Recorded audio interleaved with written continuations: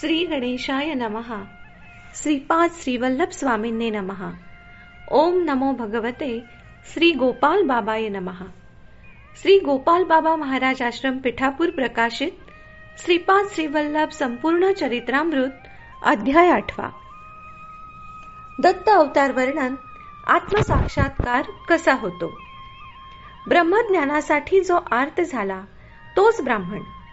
तिरुमलदास अनुष्ठान पूर्ण करून पुन्हा सांगू लागले, बेटा शंकरा, आत्मसाक्षात्कार झाल्यावर 16 कला आपापल्या मूळ स्वरूपात सामावतात.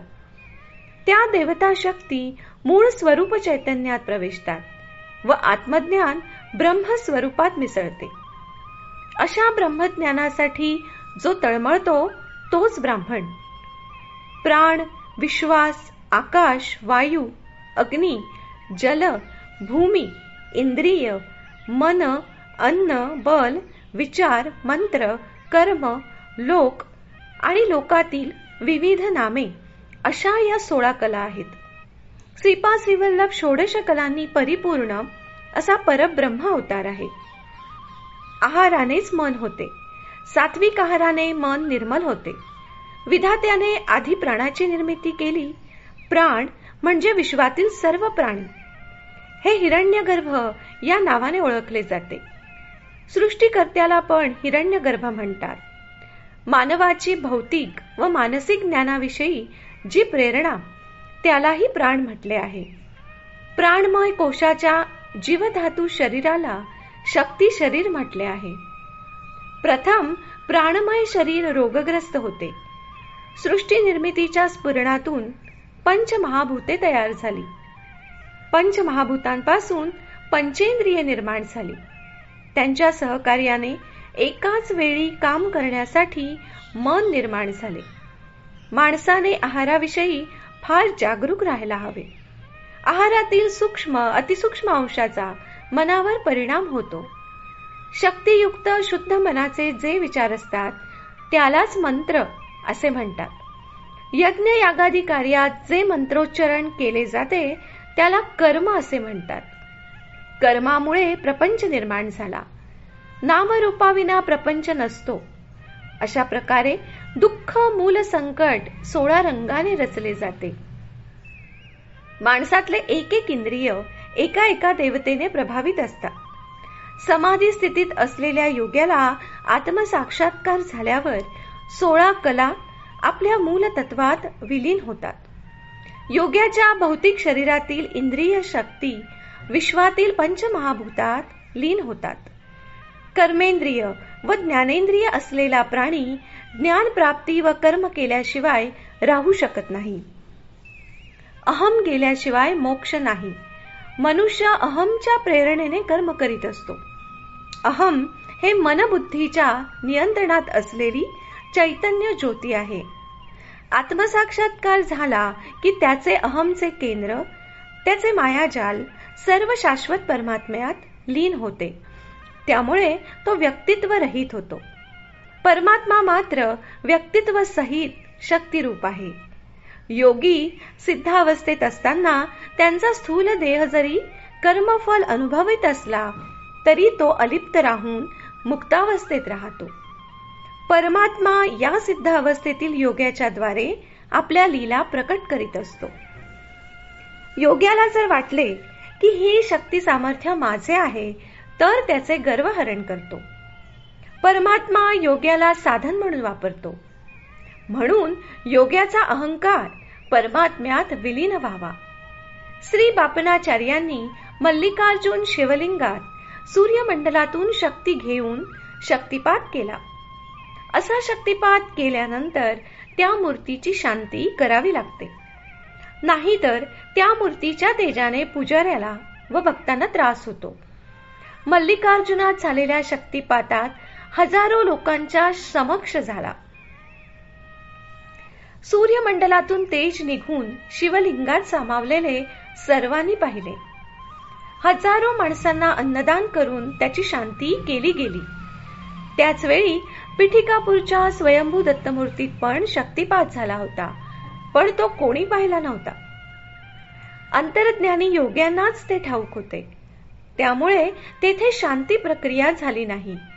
श्री बापनाचार्यांनी पिठिकापूरच्या लोकांना शांतीसाठी अन्नदान व्हावे असे सुचवले, परंतु पंडितांनी तर्क कुतर्क लढवून त्यांची सूचना अंमलात आणली नाही. श्रीपाद षोडश कला परिपूर्ण. श्रीपाद 2 वर्षांचे झाले. त्यांच्या दिव्य लीलांमुळे ते षोडश कला परिपूर्ण महायुग अवतार आहेत हे लोकांना कळले. 16 वर्षानंतर त्यांनी पिठिकापूर सोडले. त्यानंतर 14 वर्षे ते कुरवपूरच्या आजूबाजूच्या परिसरात संचार करीत होते, पण ते 16 वर्षांचेच दिसत. दत्तात्रेयांच्या षोडश अवतारांची नावे. श्री दत्तात्रेय स्वामींनी पूर्व युगात 16 रूपात दर्शन दिले होते. त्याच वेळी त्यांची नावे पुढील प्रमाणे होती: योगीराज, अत्रिवरद, दिगंबरावधूत दत्तात्रेय, कालाग्नी शमन, योगीजन वल्लभ, लीला विश्वंभर, सिद्धराज, संस्कारहीन शिवस्वरूप, देवदेव, दिगंबर, दत्त अवधूत, ज्ञानसागर, विश्वंभर अवधूत, माया मुक्तावधूत, आदिगुरु आणि श्यामकमल लोचन. योगीराज अवतारात संतान होण्यासाठी हिमालयावर तप करणाऱ्या अत्री अनुसयेला कार्तिक पौर्णिमेला बुधवारी कृत्तिका नक्षत्रात सूर्योदयाच्या वेळी दर्शन दिले. या अवतारात स्वामी स्फटिकासारखे निर्मल रूपामध्ये अवतरले.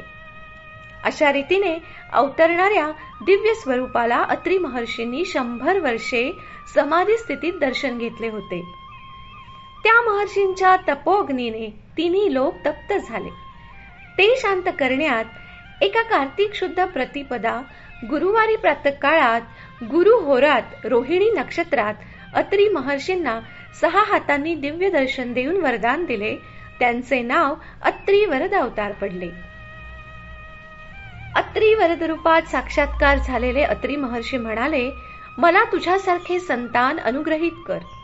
माझ्या बरोबरीचा दुसरा कुणीही नाही, मीच स्वतःला दान करतो असे स्वामी म्हणाले व दिगंबर स्वरूपात बालरूप दर्शन दिले. तो दिवस शुक्रवार होता. मृगशिरा नक्षत्र सूर्योदयाची वेळ कार्तिक शुद्ध द्वितीया. या रूपाचे नाव दिगंबर अवधूत दत्तावतार पडले. अत्री मुलींचे दत्त दर्शनाचे दिव्य रूप.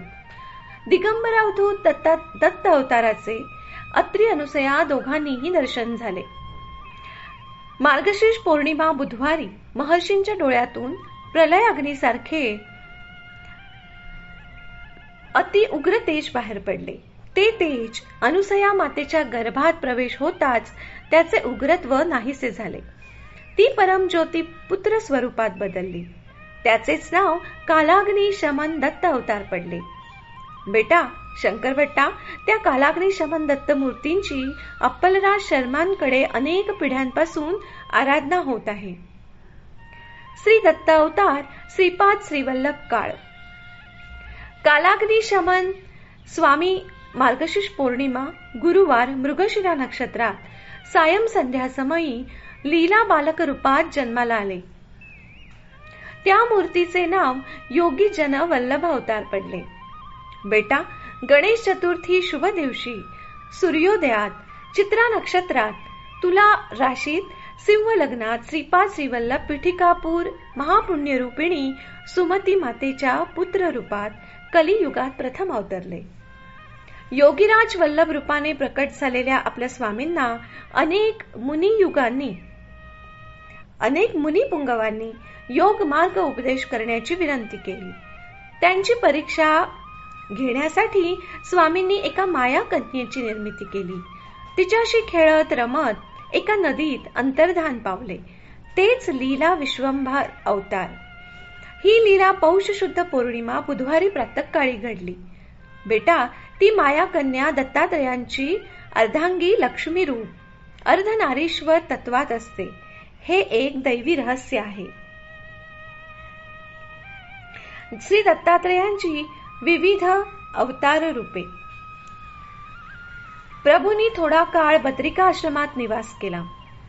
श्री स्वामींनी तिथल्या सिद्ध जनांची परीक्षा घेण्याचे ठरवले. स्वामींनी त्यांची सर्व शक्ती हरण केली. ते शरणागत होताच त्यांना आत्मसिद्धी अनुग्रहित केली. हे माघ शुद्ध पौर्णिमा गुरुवार मघा नक्षत्रात दुपारच्या वेळी झाले. सिद्ध मुनींनी आत्मसिद्धी अनुग्रहित करणाऱ्या मूर्तीला सिद्धराज अवतार नाव पाडले. बेटा, श्रीपाद श्रीवल्लभ गणेश चतुर्थीला अवतरण्याला 2498 वर्षांची पूर्व गाथा आहे. विविध उन्नत सिद्धीतील महायोगींनी बद्रिका आश्रमात कठोर तप करून दत्तप्रभूंना दर्शनाची प्रार्थना केली. तेव्हा त्यांनी 24 वर्ष वयोरूपात दर्शन दिले. पूर्वयुगातल्या अतिप्राचीन जीव परिणाम क्रमात अतिवाढ करणाऱ्या क्रियायोगाचे बोध दिले.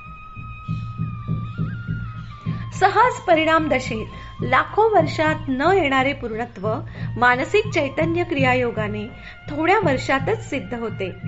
उन्नत चैतन्य भूमिकेतील महाशक्ती भूचैतन्यात, जलचैतन्यात, वायू चैतन्यात, अग्नी चैतन्यात, आकाश चैतन्यात आकर्षित करून त्या महाशक्ती संकल्पाच्या अनुसार खालच्या पातळीत स्थूलत्वाला बदलणे हीच योग पद्धत आहे. ही श्री दत्तात्रयांची अत्यंत रहस्यमय अशी योग प्रक्रिया आहे.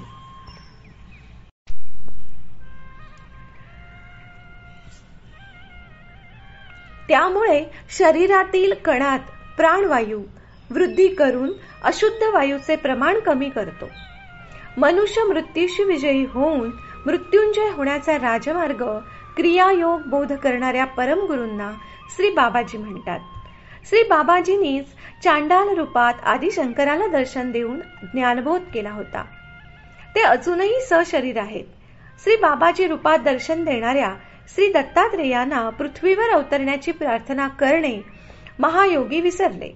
त्यामुळे तशा विधी वैपरीत्यांनी महायोगींनी नेपाल, भूतान, मध्य प्रदेश, कैवल्य शृंगस्थानी जाऊन कठोर तप केले. ते महायोगी अनेक शतकांचे वृद्ध होते. ते सर्व महत्तपशाली महात्मे होते. त्यांना प्रभूंनी दर्शन दिले. त्यांची प्रार्थना स्वीकारून कोटी कोटी सूर्यतेजाने महातेजोपुंजांचे आकाशात दर्शन दिले. ते आदी मध्य अंतरहित तेजोरूपी एक वृद्ध दिसले. त्यांना श्री विश्वेश्वर महाप्रभू म्हणून हाक मारू लागले व निरंतर दर्शनाची विनंती करू लागले.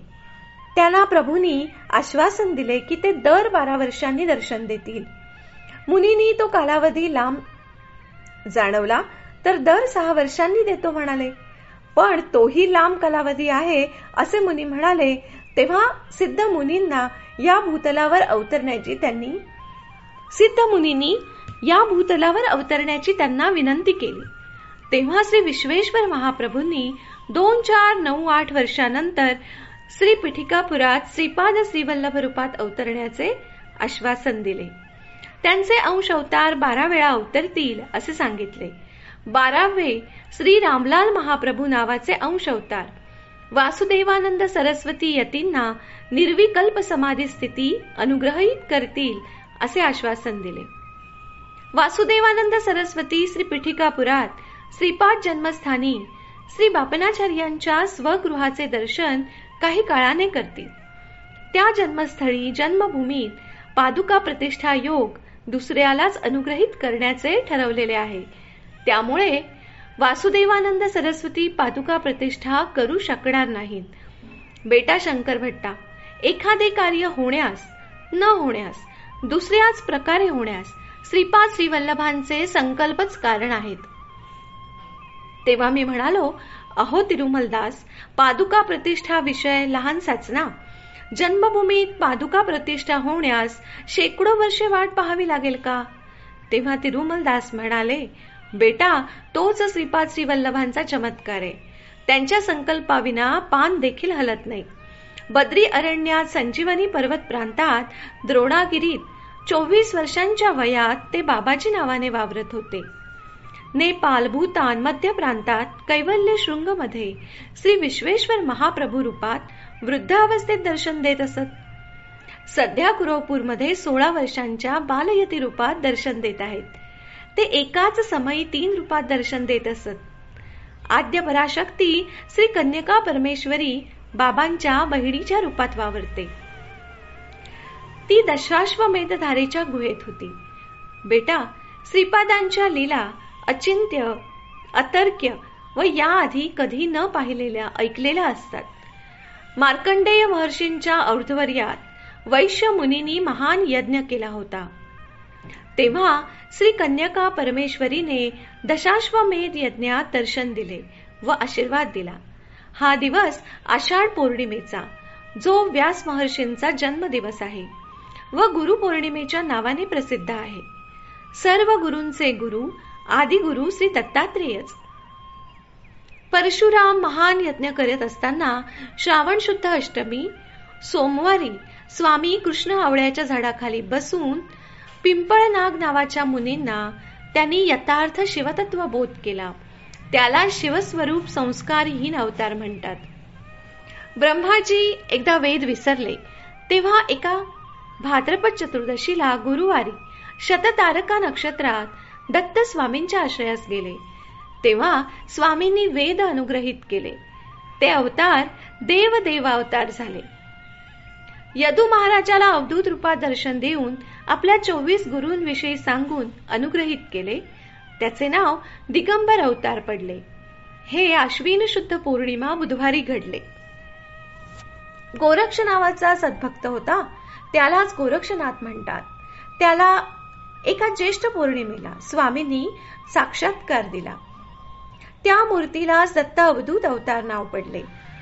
गोरक्षाचे अनुयायी नेपाळ देशात आहेत. श्रीपाद श्रीवल्लभांची जातक पत्रिका शुक्र नाडी ग्रंथात आहे.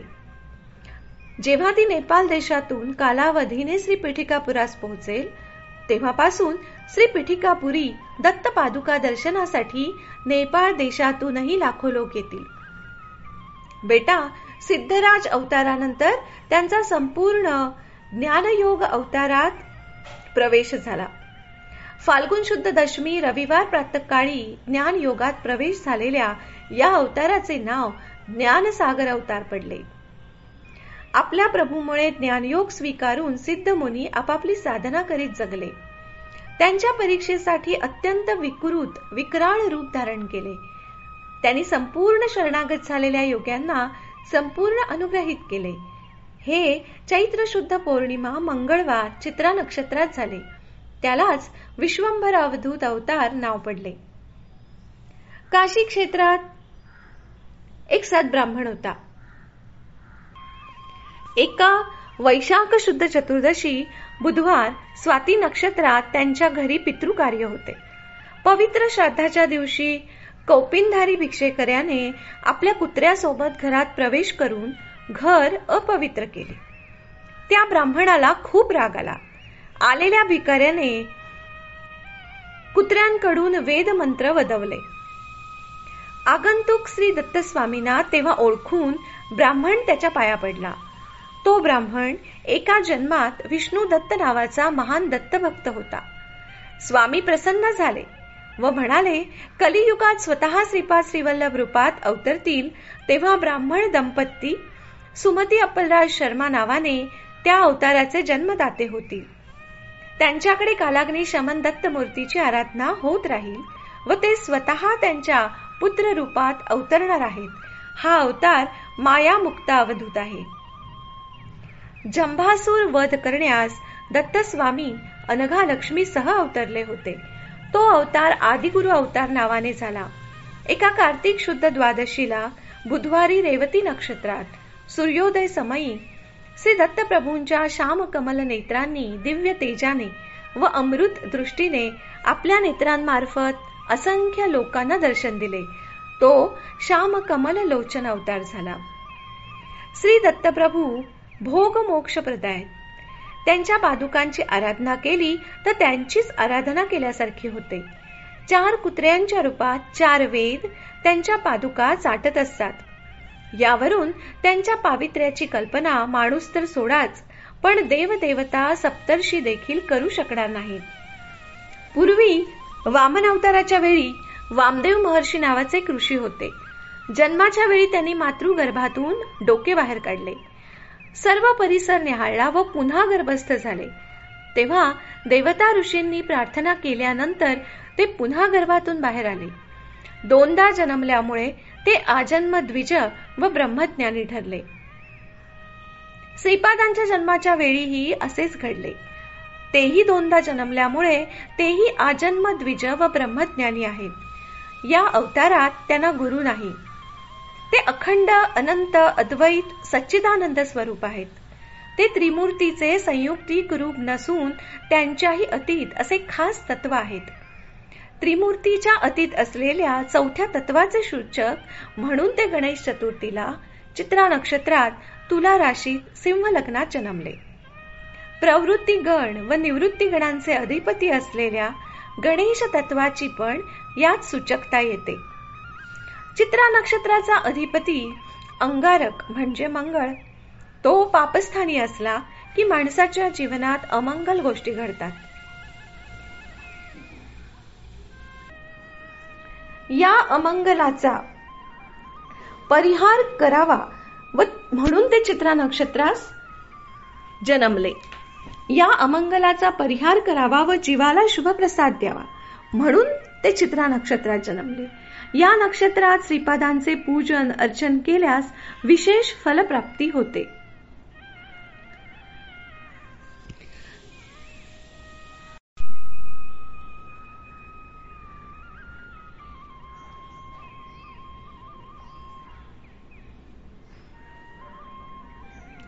श्रीपाद साक्षात धर्मशास्त्र म्हणजे हरिहरात्मज अय्यप्पा स्वामी आहेत हे त्यांची तुलारास सांगते. तसेच ते विश्वप्रभू आहेत, विश्वावर राज्य करणारे चक्रवर्ती आहेत हे सिंह लग्नामुळे कळते. ते सूक्ष्म अतिसूक्ष्म धर्म जाणणारे आहेत. धर्मसंकट आले असता त्यांची प्रार्थना केल्यास ते योग्य धर्म मात्र दाखवतात. 33 कोटी देवता दत्तामध्ये सामावलेल्या आहेत. त्यामुळे दत्ताचे नामस्मरण केल्यास 33 कोटी देवतांच्या स्मरणाचे फळ मिळते. श्री दत्ताच्या ब्रह्ममुखासाठी ऋषीपूजा करावी, विष्णुमुखासाठी श्री सत्यनारायण व्रत करावे व विष्णू सहस्र नाम म्हणावे, तर रुद्रमुखासाठी रुद्र अभिषेक करावा. त्यांच्या ब्रह्ममुखाच्या जिवेत साक्षात सरस्वती असते, मध्यमुखाच्या वक्षस्थळी लक्ष्मी असते व शिवमुखाच्या वामभागी गौरी देवी असते. सृष्टीतील समस्त स्त्री देवता शक्ती श्रीपादांच्या वामभागात आहेत व पुरुष शक्ती उजव्या भागात आहे. तिरुपतीचा श्री व्यंकटेश्वर म्हणजे साक्षात दत्तप्रभूच. वे म्हणजे पाप आणि कट म्हणजे खंडन करणारा हा एक अर्थ व वेंग म्हणजे अमृत बीज, कट म्हणजे ऐश्वर्य बीज म्हणजे व्यंकटेश्वर हा अमृत ऐश्वर्य प्रदान करणारा, सर्व पाप नाहीसे करणारा आहे. श्री व्यंकटेश्वर व श्रीपाद श्रीवल्लभ हे एकच आहेत. त्यानंतर तिरुमलदासांना माझ्या मनातली एक शंका विचारली. तिरुमलदास, आपल्या पूर्वजांनी वर्णाश्रम धर्म पाळायला सांगितला आहे, पण तुमच्या सांगण्यावरून मला असे वाटते की श्रीपाद त्याच्यापेक्षा काही वेगळे सांगतात. आपण जरा स्पष्ट विवरण करा. ब्राह्मण लक्षण. तिरुमलदास सांगू लागले, बेटा, ब्राह्मणाने ब्रह्मज्ञान अन्वेषातच असावे, तरच त्याला ब्राह्मण म्हणता येईल. विहित धर्म सोडून तो दुराचारी झाला, गोहत्या, गोमांस भक्षण, परस्त्री गमन करू लागला, तर त्याचे ब्राह्मणत्व नष्ट होऊन त्याचे जीवकण बदलून तो चांडाळ बनतो. तो नाममात्र ब्राह्मण असतो, खरा ब्राह्मण नव्हे. ब्रह्मज्ञानाच्या इच्छेने क्षत्रियाने जरी तप केले तरी तो ब्राह्मण होऊ शकतो. त्याच्या शरीरातील जन्मसिद्ध जीवकण बदलून त्याला ब्राह्मणत्व येते. याचे उत्कृष्ट उदाहरण म्हणजे विश्वामित्र. शनीच्या 7.7 मनुष्याचे जीवनकण बदलतात. जुने जीवकण नष्ट होतात, नवीन जीवकणांची निर्मिती होते. ही प्रक्रिया माणसाच्या नकळत होत असते. पंचकन्या विवरण. मी तिरुमलदासांना विचारले, अहिल्या, द्रौपदी, सीता, तारा, मंदोदरी तथा पंचकन्या स्मरे नित्यम महापातकनाशये असे का म्हणतात? हे मला नीटसे कळत नाही. अधिक खुलासा करून सांगा. तिरुमलदास सांगू लागले, अहिल्यावर देवेंद्र मोहित झाले. तिला मिळवण्यासाठी त्यांनी एक डाव रचला. आश्रम जवळ येऊन त्यांनी कोंबड्याची बांग दिली. गौतम ऋषींना वाटले पहाट झाली म्हणून ते अनुष्ठानासाठी नदीकाठी निघून गेले. पण अहिल्या महान प्रतिव्रता असल्यामुळे देवेंद्र तिला हात लावू शकला नाही. त्याने आपल्या दैवी शक्तीने व मनस सामर्थ्याने दुसरी मायावी अहिल्या निर्माण केली. मायावी अहिल्याशी समागम करणाऱ्या इंद्राला पाहून गौतमाने दोघांना शाप दिला. तेव्हा खरी अहिल्या म्हणाली, हे मुनीश्वरा, काय हा मूर्खपणा. आध्यात्मिक क्षेत्रात अहिल्या गौतम ऋषींपेक्षा फार वरच्या पातळीवर होती. त्यामुळे गौतम ऋषी 12 वर्षे भ्रमिष्ठासारखे फिरत होते. शिवार्चना केल्यानंतर ते स्वस्थ झाले. अहिल्या आपल्या मनशक्तीने जड तत्वात गेली व पाषाण रूपात अवतरली. श्रीरामाच्या पदस्पर्शाने ती शापमुक्त होऊन परम पवित्र ठरली. शापग्रस्त इंद्र पांडवांच्या रूपाने जन्माला आले. हा एक विचित्र विषय आहे. शचीदेवी द्रौपदी होऊन यज्ञकुंडातून आविर्भूत झाली. ती अयोनिजा आहे. खरी सीता अग्निगर्भात लपली. रावण मायावी सीतेला घेऊन लंकेत गेला. मायावी सीतेने नंतर जेव्हा अग्निप्रवेश केला तेव्हा मूळ सीता बाहेर आली. म्हणून सीता पतिव्रता ठरते. भूचक्रातील 12 राशीत 27 नक्षत्रे आहेत. त्या 27 नक्षत्रांची देवता तारादेवी. या नवयुवतीवर तर बृहस्पती मोहित झाले व त्यांनी तिच्याशी लग्न केले. वृद्ध पती तरुण पत्नीला तृप्त करू शकत नाही. विवाह बंधनाचे उल्लंघनही क्षम्य नाही. बृहस्पतीला पाहून तारेचा पत्नीभाव जागृत होत नसे. तिच्यात तो भाव जागृत करणे बृहस्पतींचे कर्तव्य होते. तारेच्या मनोवृत्तीनुसार तिच्या शरीरातील जीवाणू बदलत गेले. तिच्या मनात चंद्राचे रूप स्थिर झाले. तिचे मन चंद्राधीश झाले. तसेही पूर्वीपासून तारेचे व बृहस्पतीचे वैवाहिक संबंध नव्हतेच. त्यामुळे ताराचंद्र मिलन हे धर्माविरुद्ध ठरत नाही. सृष्टी नियमाप्रमाणे 27 नक्षत्रांभोवती फिरणे हा चंद्राचा धर्म आहे व तो गुरुग्रहाचा धर्म नव्हे. म्हणून ताराचंद्र युती ही धर्मयुक्त ठरते. या सूक्ष्म धर्माप्रमाणे तारादेवी पतिव्रताच ठरते. भीम शरशय्येवर असताना धर्मराजांना हितोपदेश करीत होते. डोळ्यांसमोर अधर्म घडत असताना तो थांबवण्याचा प्रयत्न करावा, नाहीतर ती जागा सोडून जावे. हे जवळच उभी असलेली द्रौपदी हसली तेव्हा भीष्म म्हणाले, द्रौपदीचा मानभंग होत असताना मी गप्प होतो, कारण मी दुर्योधनाचे अन्न खात होतो. त्यामुळे माझी बुद्धी भ्रष्ट झाली होती. आता ते सर्व घाणेरडे रक्त वाहून गेले. आता माझी बुद्धी कल्मशरहित झाल्यामुळे हा सत्यबोध देत आहे. जीवात्मा परिणत दशेत अनेक जन्म घेत असतो. काही जन्मात तो पुरुष म्हणून तर काही जन्मात स्त्री म्हणूनही जन्मू शकतो. मंदोदरी एका जन्मात पुरुष म्हणून जन्मली.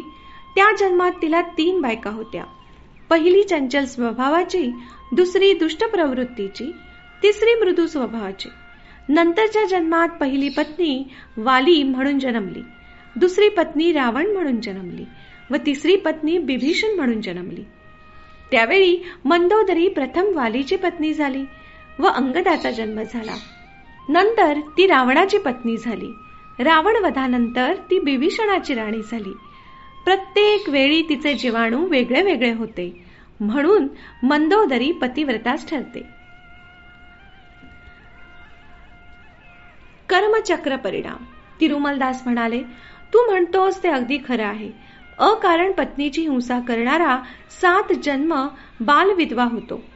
एका पुरुषामुळे 4-5 स्त्रियांवर वाईट संस्कार केल्यास व त्या स्त्रियांच्या कामवासना नष्ट न झाल्यास तर त्या पुरुष म्हणून जन्मतात. तो पुरुष स्त्री म्हणून जन्माला येतो. त्या स्त्रीचा हे उपभोग घेतात. हा कालचक्राचा महिमा आहे. म्हणून स्त्री जन्म मिळाला असता स्त्री धर्माप्रमाणे आचरण करावे. पती पत्नीला वेगळे करणे हे मोठे पाप आहे. हे पाप करणारा तृतीय पंथी म्हणून जन्म घेतो व संसार सुखाला वंचित होऊन विषण्णपणे जगत असतो. मांस खाणे निषिद्धच. लोक बकरी मारून खातात. मरणाऱ्या बकरीच्या भावनेची स्पंदने वायुमंडलात शिरतात. बेटा, वायुमंडलात आनंद लहरी, दुःख लहरी पसरलेल्या असतात. सत्कर्मांनी आनंद लहरी निर्माण होतात, तर वाईट कर्मांनी बाधित लहरी निर्माण होतात. मेलेली बकरी तिला खाणाऱ्याचा सूड घेण्याचा विचार करते.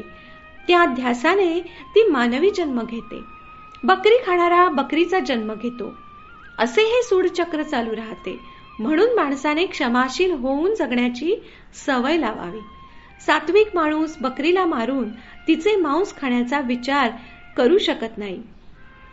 जर त्यांच्या मागच्या जन्मी बकरीचे मांस खाल्ले असेल तरी पश्चाताप दग्ध होऊन प्रायश्चित्त घेत असेल तर हे कालचक्र तिथेच थांबते. पिठिकापूर वासियांचे सांघिक पुण्य व सांघिक पाप एकदमच फळले. त्यामुळे श्रीपाद श्रीवल्लभांचा जन्म झाला. पुण्यवंतांनी त्यांना दत्त म्हणून ओळखले. त्यामुळे त्यांना शुभफलांचा लाभ झाला. पापी लोकांनी त्यांना न ओळखल्यामुळे त्यांना अशुभ फळे भोगावी लागली.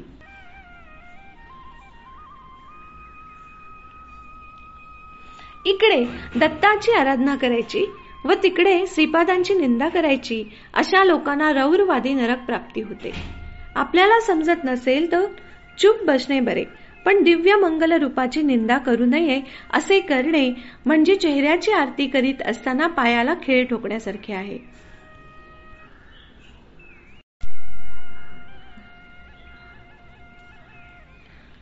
पुण्यवंतांचे सर्व मनोरथ श्री दत्त नामस्मरणाने सहजपणे सिद्ध होतात. पण श्रीपादांची निंदा करणाऱ्या पाप्यांना अनेक अरिष्टांना सामोरे जावे लागते. श्रीपाद हे योग अग्नी स्वरूप आहेत. त्यांच्या पादुकांचा महिमा सांगायला युगे पुरणार नाहीत. किती युगे गेली, किती कल्पांत गेले, किती सृष्टी स्थिती लय झाले, पण श्रीपाद श्रीवल्लभांचे स्थान अढळ आहे. ज्यांच्यासारखे दुसरे कोणीही नाही. ते साक्षात श्री दत्तच. सृष्टीतील प्रत्येक अणू या परमात्म्याचा साक्षी आहे. स्वयंभू दत्ताची पुन्हा प्रतिष्ठापना. श्री पिठिकापुरात एक दिवस एक विचित्र अवधूत आले. ते उन्मनी अवस्थेत होते. ते आशीर्वाद देत. शिव्या सापासहित त्यांनी कुणाची वाहवा केली तर नक्की समजावे की त्याचे पुण्य क्षीण झाले आहे. तेथील लोकांनी त्या सिद्धाला विचारले की गायब झालेले स्वयंभू दत्त कोठे आहेत. जेव्हा सिद्धांनी सांगितले की स्वयंभू दत्त एला नदीत आहेत, तेव्हा एला नदीत शोधल्यानंतर स्वयंभू दत्ताची मूर्ती सापडली. तेव्हा एका शुभ मुहूर्तावर जणू साक्षात मंगला देवीच अशा सुमती महाराणीने व ब्रह्म तेजाने तळपणाऱ्या अप्पलराज शर्मांनी त्या मूर्तीची प्रतिष्ठापना केली. त्या सिद्धानेच हे करायला सांगितले. त्या महोत्सवाचे मुख्य आचार्य बापनाचार्य होते. विद्यारण्य अवतरण. देवळात स्वयंभू दत्ताची प्रतिष्ठापना झाल्यानंतर बापनाचार्यांनी त्या सिद्धाला भोजनाचे आमंत्रण दिले. पण सिद्धाने त्याला नकार दिला. मात्र त्यांच्या घरी येऊन त्यांनी श्रीपादांचे दर्शन घेतले. 2 वर्षांच्या त्या दिव्य शिशूला पाहून त्या सिद्धाला त्यांच्याविषयी वात्सल्य भाव उफाळून आला. व्यंकावधानीच्या खांद्यावर बसून त्यांच्या शेंडीशी खेळत श्रीपाद त्या सिद्धाकडे बघून हसू लागले. ते हसणे ऐकताच ते सिद्ध समाधीस्थ झाले. काही वेळानंतर समाधीतून बाहेर येताच श्रीपाद त्या सिद्धाला म्हणाले, माधवा, मी 16 वर्षांचा झालो की तुझ्या इच्छेप्रमाणे बुक्करायाकडून हिंदू साम्राज्याची स्थापना होईल. तू हरिहर रायाचा व बुक्करायाचा साथीदार होऊन जग. तू विद्यारण्य महर्षी नावाने विख्यात होशील. नंतरच्या दशकात तू तुझ्या भावाकडे म्हणजे सायणाचार्यांकडे गोविंद दीक्षित नावाने जन्माला येशील. तंजावुरू या राज्याचा तू महामंत्री होऊन तुझा खूप उत्कर्ष होईल. हे ऐकून सिद्धाच्या डोळ्यात आनंदाश्रू वाहू लागले. त्यांनी श्रीपादांना जवळ घेऊन छातीशी कवटाळले. श्रीपादांनाही त्यांच्या चरणांना नमस्कार केला. तेव्हा सिद्ध एकदम दचकून म्हणाले, अरे काय हे विचित्र. त्यावर श्रीपाद म्हणाले, विद्यारण्य स्वामी म्हणून तू विख्यात होशील व शृंगेरी मठाचा अधिपती होशील. त्याच शिष्य परंपरेत तू पुन्हा कृष्ण सरस्वती नावाने जन्म घेशील. तेव्हा तूच कृष्ण सरस्वती नावाने मला संन्यास दीक्षा देशील. त्याला काशी विश्वेश्वर व अन्नपूर्णा माता साक्षी आहेत. तू संन्यास धर्माचा पुनरुद्धार करशील. तिरुमलदास म्हणाले, बेटा शंकर भट्टा, अशा प्रकारे वसिष्ठ, शाक्य, पराशर, सत्रया ऋषी प्रवरान्वित, पराशर गोत्रोद्भव, ऋग्वेदी वाजपेयाजी माधवाचार्य हे विद्यारण्य स्वामी म्हणून प्रख्यात होणार आहेत. उद्या तुला मी आणखी काही गोष्टी सांगणार आहेत. श्रीपाद श्रीवल्लभांचा जय जयकार असो. अध्याय 8 संपूर्ण.